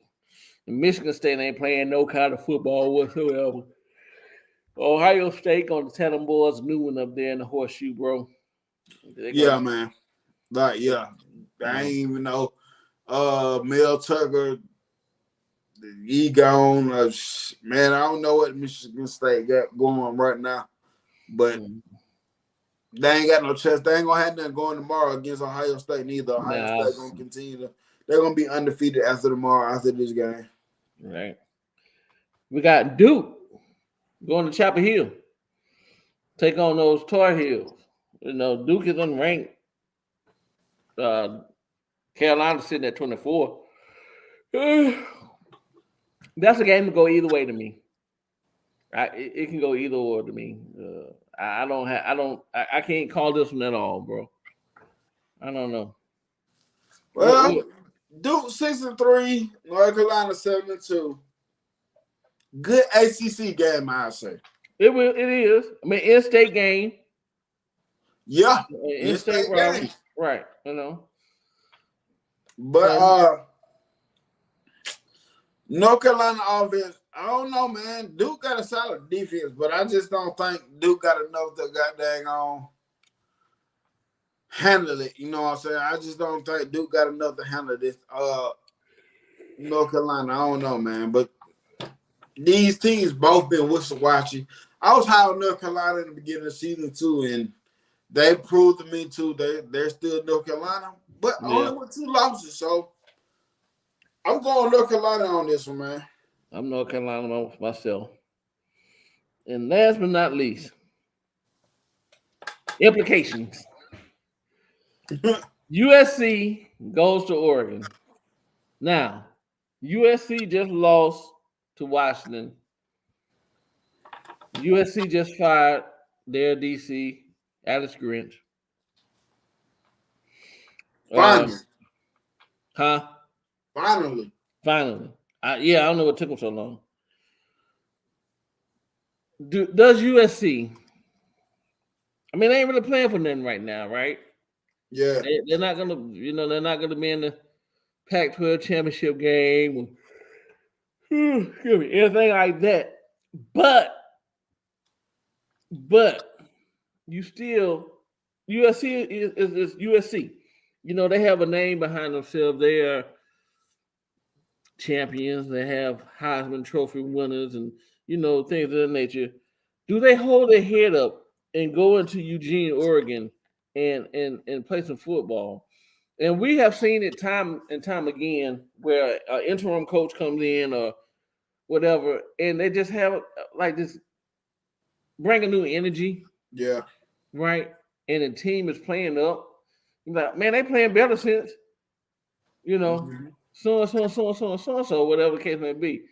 Now, it's not the head coach, it's just the DC, but still, Oregon is playing some good ball. Bo Nix is 26, throwing the ball all over the place. Yeah. He's all over the place. He's tossing that ball. They won loss, and they're fighting for everything. You know, and the way it's looking, it may be them in Washington again in the championship. So I don't know. What do you think about this game, bro? I don't think none of that gonna matter. I think Oregon Duck gonna beat them. But Caleb Williams, man, you know, last week after Washington, he hopped up in the stands. He seen his mama. Broke down. So he seen his mama, he cried. Mm-hmm. And you know, people like to poke fun at these kids, whatever. Right. Yeah, he growing up. I don't know, he might be 20, 21. I don't know how old he is. But 21, you still a kid, bro. I don't care. You still a kid. Right. And it's one of those things that people said all this, but I said, and I seen something, was it yesterday, something about a mental health thing, and I said this before that. I said, that boy probably going through something. I said, because anytime you see your mama, and so you see you just, boo, you know what I'm saying, you just go crying, right. You holding something in. I said, right. Some of my expectations were put on this dude. Right. He probably going through so much stuff. You know what I'm saying? Right. We don't know what's going on with him. I don't think it's gonna matter tomorrow.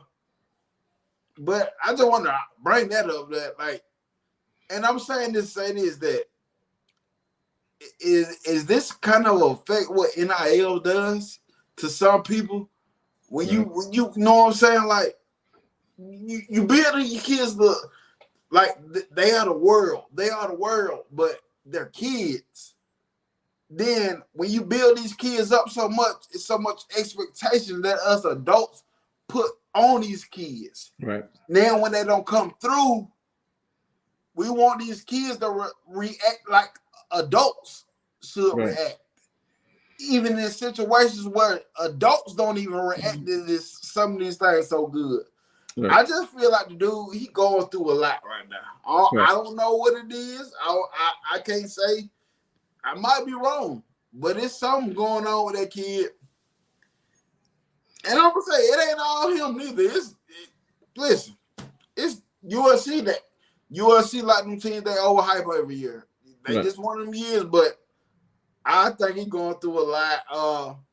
I remember early in the season, his dad said something about depending on what team get the first round draft pick, we might come back another year.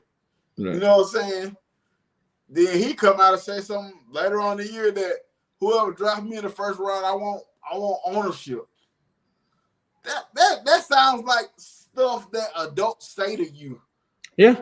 You know what I'm saying? It's right. like that man, listen, that man, like you said, he 20, 21, whatever it may be, even if he's 22, right? This man comes straight out of high school into college. He ain't faced no real life situations. Mm. He hadn't had to make any hard decision. The hard decision he made was leaving Oklahoma, going to USC, following his coach. That wasn't the hardest decision. He was following his coach. Right? His hardest decision probably was choosing Oklahoma to begin with, over all the other people that wanted him. Over Georgia. Right. He could have went to Georgia and right. Right. And man, okay, bro, you just said something. Think about this. All right, so you could have went to Georgia, right? There was high potential. Georgia was on you. You go to Oklahoma. Don't work out. We taking our talents to LA. So you pack up, you go to LA, right? Expectations are high. Out the roof, right? You don't win your first year. But you do win the Heisman, right? And you come back the next year like, okay, man, expectations are high. Because I'm going to tell you what it was. This is third year, right? Yeah. Oklahoma won. 2. Yeah. They was expecting him. He was high talks of being winning the Heisman, possibly twice. They started off hot, winning the championship, right? And ain't no way he wasn't going first. With all this, right? None of this stuff everything come crashing down at your feet, man. Your season didn't go the way it wanted to go, the way you wanted to go. It ain't all grits and gravy. And he looking at Jordan like, I could have got that championship. Could have easily. Dude, I would be crying too. I'll be crying too. I ain't gonna lie to you. I'll be crying too. I was like, no. Why did I do this? I could have won the Heisman and the national championship.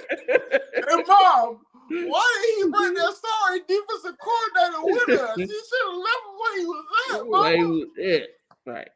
I mean, he left. He was at USC with you. I mean, he was at Oklahoma with you. It came, so the whole package. So you should have known that it was gonna be the same difference. It was gonna be the same difference. But he a kid. He ain't made no decision. He don't understand. Yeah. Like you said, he got grown people in his ear telling him what he should do. His dad saying this. You know, he probably got an agent telling him this. You know, he got money being thrown at him. Mm-hmm. That's a lot of pressure we put on these kids, man, and they're not ready for it. And because let's think about this. Before NIL, let's go back to my time, maybe your time as well. Some of these decisions, bro, we wouldn't have picked no US. We would have definitely picked a Georgia. Like if we in that situation, Georgia, what Georgia doing, we definitely would have picked the Georgia as a kid. You know what I'm saying? I'm not going to USC. Like if everything was like that back then in our time, like the same situation right now. Anyway, you couldn't convince me to go to USC or what, Georgia, bro. No. You know what I'm saying? I would have took the visit. Oh, yeah, definitely would have took the visit. I've been all in Hawaii. Right. I don't even know they got a school over there overseas in France and that. Like, I've been over there. I don't know if I got a football school, but I will go. I'm interested. I'm interested in being an artiste. I would love to attend Tokyo University. I don't even know that's a thing, but I'm going. Bro, but seriously, somebody of his caliber, somebody of that caliber that, you know, people coming at you. Because let's be honest. Let's all be honest. The West Coast pick a certain type of player. The Southeast and other conferences pick a different type of player, right? And they going after Caleb Williams. And you go to Oklahoma may be cool, you know, and they, you know. Facts. Yeah. Tom Reed got that's very true. That's very true, man. And like you said, man, money. I'm all for kids getting paid. I like when you use their name and stuff, selling jerseys and things like. I'm for kids getting compensated, but there has to be a way that you do it, man. You know, when people were saying Coach Saban was fussing, crying, complaining, and this is the thing that I wasn't gonna like about it. Now, if it's NIL, name, image, and likeness, sure enough, I like it, but it ain't that. It's paying for talents. It's paying for. That's and what so it is.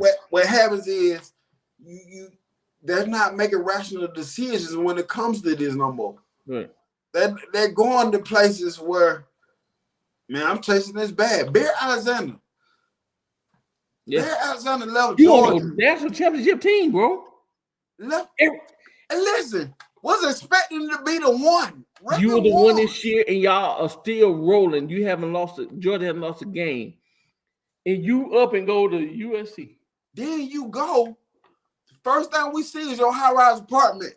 Then later on, you make a stupid comment talking about USC defense is just as physical as Georgia defense.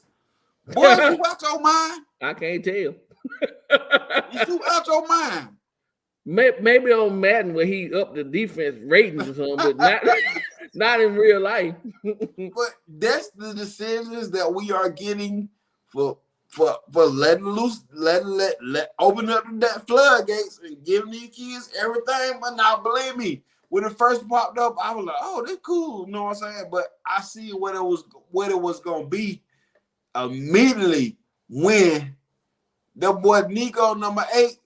Mm-hmm. The boy when he got the $8 million I said, "Oh, this is what they're gonna be. We finished our play. We just finna pay for what we want." You know what I'm saying? But What's that boy who was supposed to be in Florida then flipped because Florida couldn't come up with the money, or somebody lied or reneged on the deal, whatever. That boy said, "I got to pay me 13 million." I'm like, what? Dude.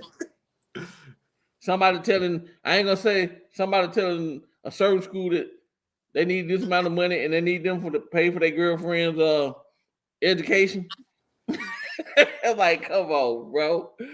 Listen, That boy from down here too, man. yeah, I'm just saying, man. Listen, I'm all for the kids getting paid, but I think it should be regulation stipulations. First of all, that money should be divvied out when they're done, and it should be like performance based. Yeah. How they get around it. NIL don't come from the school. NIL come from this person, that person, or that person. It don't come from the school, and that's the loophole. Like, well, the school ain't really paying me.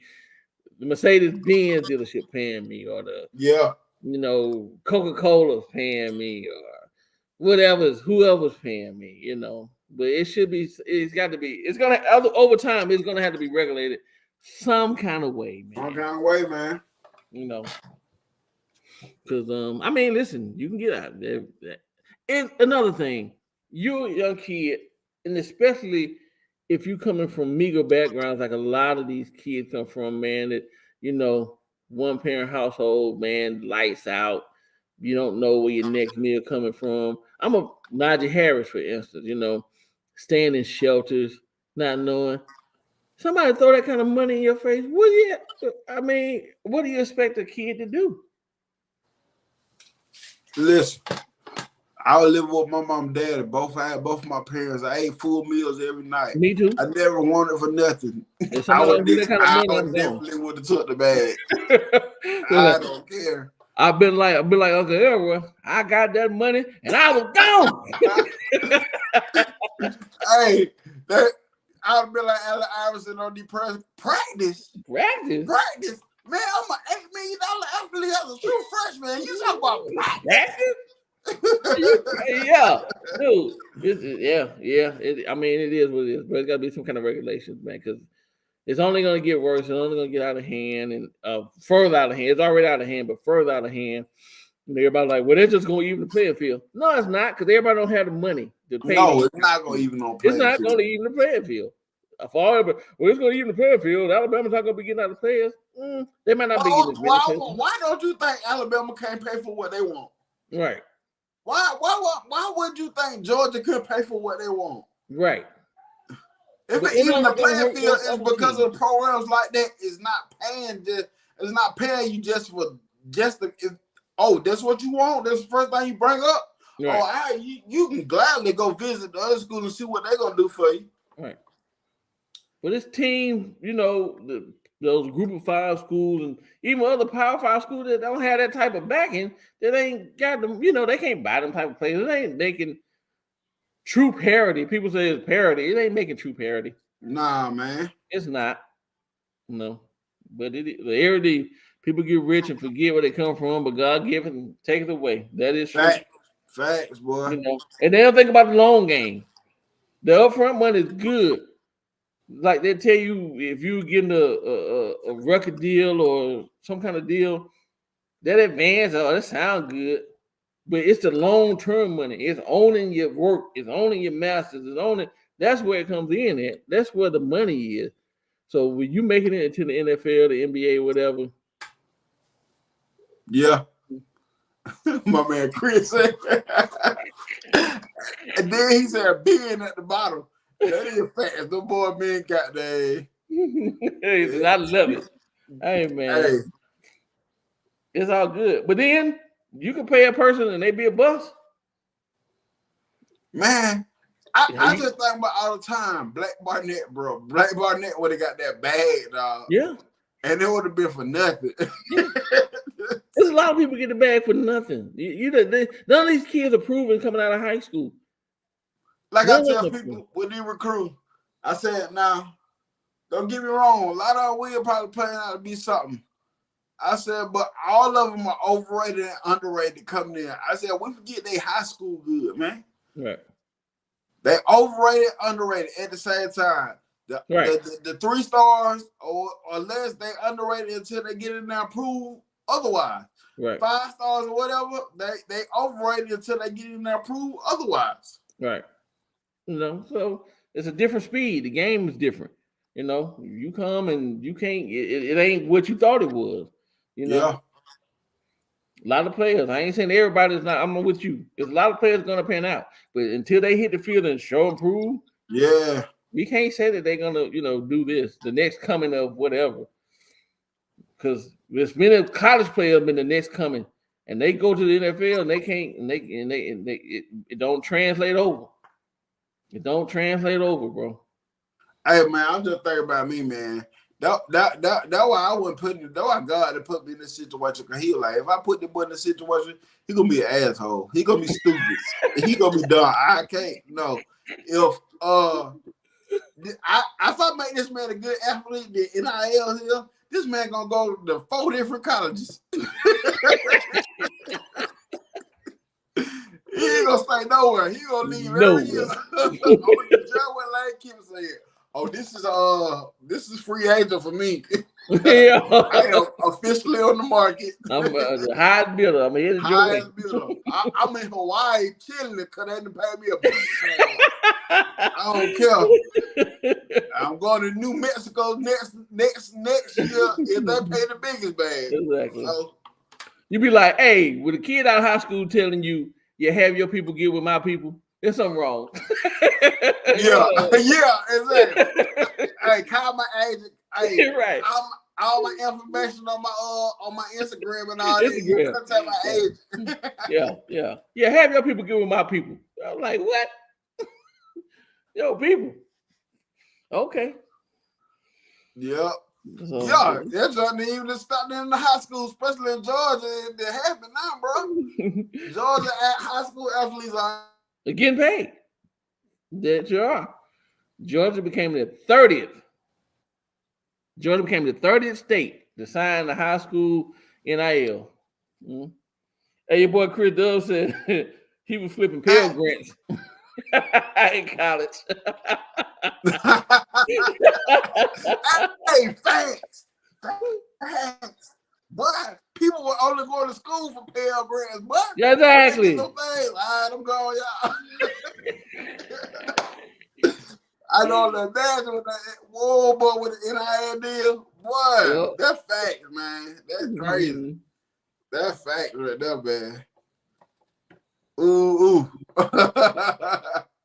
That's crazy. But man, I didn't know that what Waylon just put up. Like, he learned a valuable piece of information being in the Red Elephant Club. He never knew years ago that every athletic scholarship is paid for by someone or some entity. Wow. You know what? I would have known that. I've heard that before. I think it was my uncle that was telling me, that's the one that he be donating to Alabama State. You know what I'm saying? Right. Yeah. He taught me something like that before. Wow. I didn't know that. That's new news to me. Okay. I'm going to tell you the reason why I was excited about NIL at first. Because it go back to around the 2007 and above era with Georgia. It was, I can't remember the player name, but he was from around here. I can't remember his name. But it was one player named Bruce Figgins. He's from around here too. Mm-hmm. But he was great. You know what I'm saying? But it was a player from around here. Or it was just on the team one. But his mom told me, he said it was a player on that team. His mom was never able to get to a game. Say they can get the tickets and stuff, but they couldn't get down there. Right. You know what I'm saying? So it was reasons like that why I was excited for it. You know what I'm saying? Right. Because I'm like, dang, you do got people, probably parents can't get to the game, can't get there. I can get you in, but can't get you there. You know what I'm saying? Right. Can't afford the plane ticket or whatever the case may be. Hotel fare when they get there. Right. So it's situations like that that I was excited for. And still excited for situations like that. But now you going into a Bryce Young home. That man got money, but he offering money. You know what I'm saying? Right. And people like Bryce Young able to handle it well. You know what I'm saying? Right. Some people are able to handle it well, but it's a wild thing, man. It's a wild thing. But here's the thing: Bryce Young is not the norm. Yeah. And I'm gonna say this, especially with black people. Yeah. Right. You know what I'm saying? And I mean, it is what it is. A lot of them kids come from broken homes, or their parents are barely making it. If they have both parents, it's I had both parents. I'm like you. I had both parents. I didn't want for anything or nothing. But at the same time, my parents could just afford to just hop and go here and there and there, and they didn't have that type of money. Bills paid and everything, and I never wanted for anything. When I'm be the first one. I was the only child. I never really wanted for anything. But at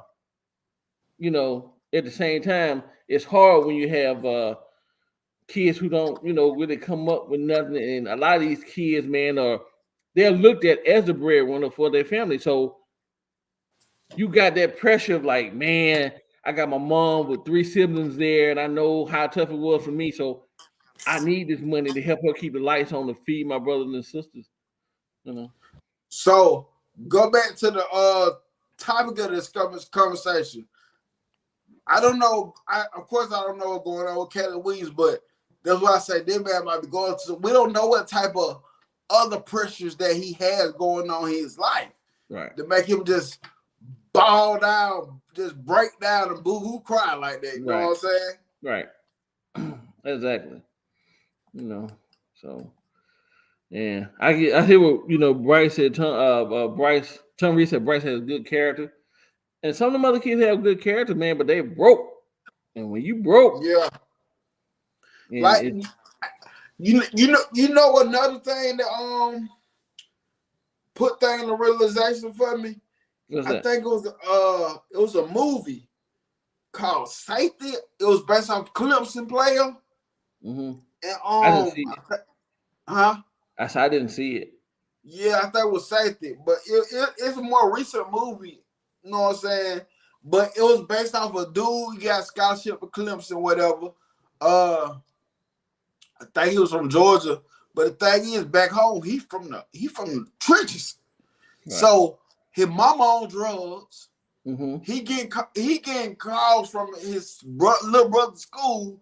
He's still acting up, so he got to go home, leave Clemson, got to go there to be a father to his brother. Yeah.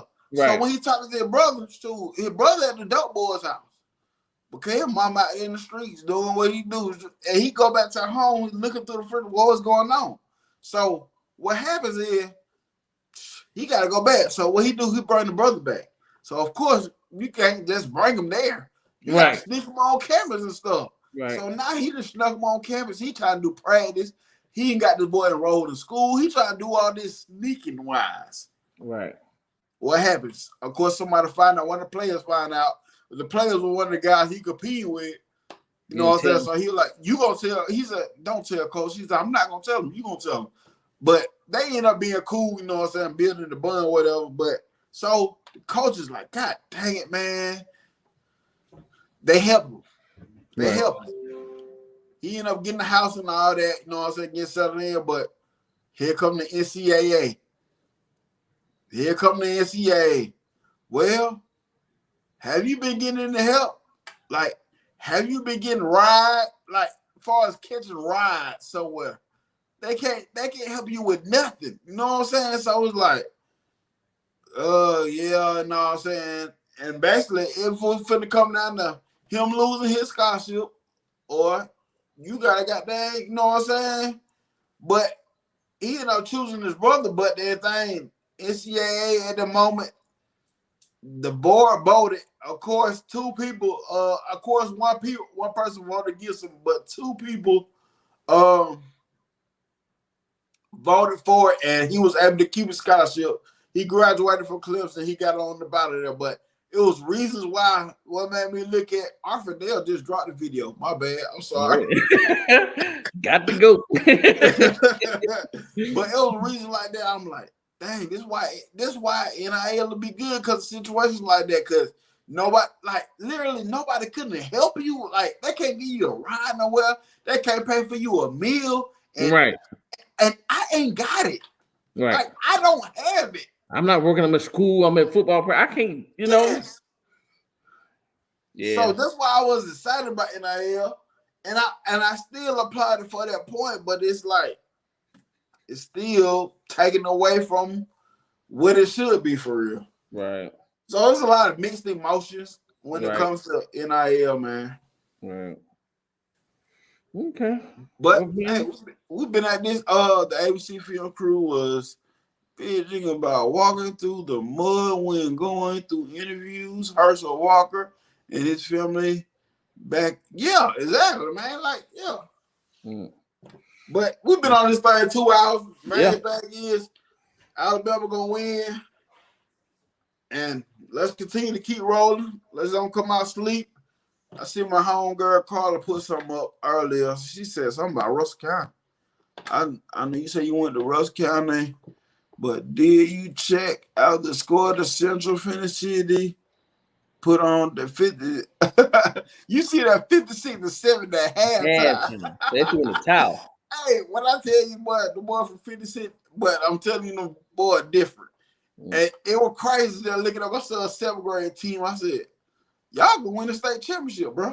I said, y'all gonna win the state championship. Yeah. Hey, Russ County, my old school, they got a little quarterback down there. He a sophomore called Bryce Rickman or something like that. Man, he get looks from Alabama. He get looks from all the top schools. That little sophomore going crazy down there, boy. Okay, that's what's up. That's what's up. But man, we finna get all this thing. Right. Hey, y'all, please hit the like button if you haven't. I appreciate y'all for sticking with us for this long. Rise up. I appreciate you like always. Thank you for coming on, man. No doubt, brother.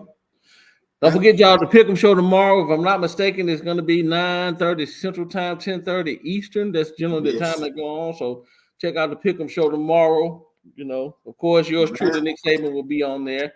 Yep. I'll probably be in the chats chatting with you guys. So I forgot you be working on Saturday. I forgot. Yeah. So y'all appreciate y'all. Salute. Roll Tide. And we out. Roll Tide.